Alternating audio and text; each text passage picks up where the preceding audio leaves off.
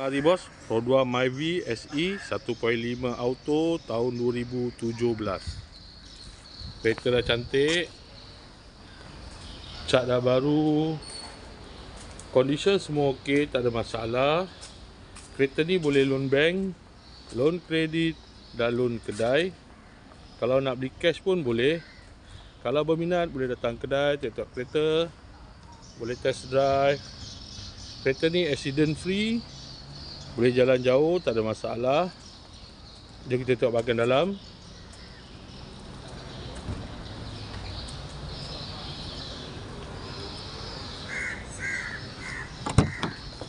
Dalam masih cantik lagi.